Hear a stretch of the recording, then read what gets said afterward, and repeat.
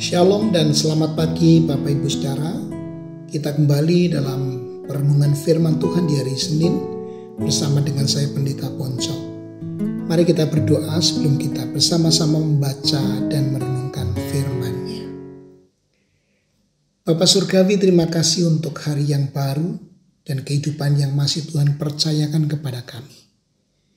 Sebelum kami melakukan aktivitas kami hari ini, kami hendak mendengar firman-Mu dan merenungkannya. Tolonglah supaya kami boleh mengerti, memahami makna daripada firman-Mu dan menghidupinya di dalam kehidupan kami. Kami berdoa menyambut firman Tuhan dengan penuh rasa syukur di dalam nama Tuhan Yesus. Amin.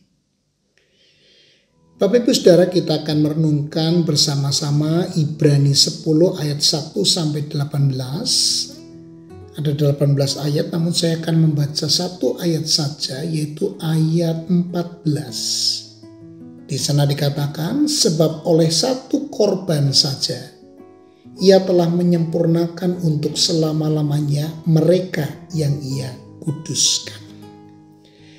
Bapak Ibu Saudara, bacaan kita dari kitab Ibrani pasal 10 ayat 1 sampai 18 ini mengajak kita untuk merenungkan kembali pentingnya pengorbanan Kristus dan keagungan keselamatan yang diperoleh melalui namanya.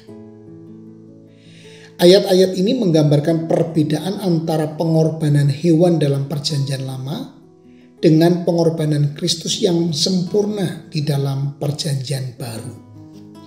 Kita tahu Bapak Ibu Saudara, pada zaman dulu hukum Taurat mengharuskan orang-orang Yahudi untuk membawa korban hewan sebagai upaya untuk menghapuskan dosa mereka.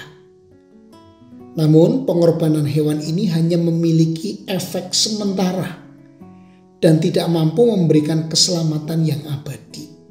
Setiap tahun korban-korban ini harus diulang kembali, menunjukkan bahwa dosa-dosa manusia tidak benar-benar dihapuskan. Tetapi melalui Kristus Allah memberikan pengorbanan yang sempurna dan abadi. Ia adalah anak Allah yang mengorbankan dirinya sendiri untuk menebus dosa umat manusia. Hanya melalui darahnya yang dicurahkan, dosa-dosa kita dapat dihapuskan sepenuhnya. Kristus adalah imam agung yang sempurna yang tidak membutuhkan korban berulang-ulang seperti imam-imam sebelumnya. Pengorbanannya yang satu kali sudah cukup untuk selamanya. Bapak Ibu Saudara, ruang lingkup pengorbanan Kristus tidak terbatas pada satu kelompok atau bangsa tertentu. Pengorbanannya mencakup seluruh umat manusia. Ia menawarkan keselamatan kepada semua orang yang percaya kepadanya, tanpa memandang latar belakang, ras, atau status sosial. Pengorbanan Kristus menunjukkan kasih karunia dan belas kasihan Allah yang tiada tara.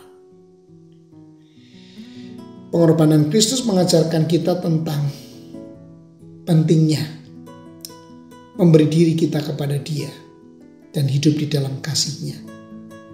Kita dipanggil untuk menyerahkan hidup kita kepadanya sepenuhnya, mengikuti teladannya, dan mengasihi sesama seperti Dia telah mengasihi kita.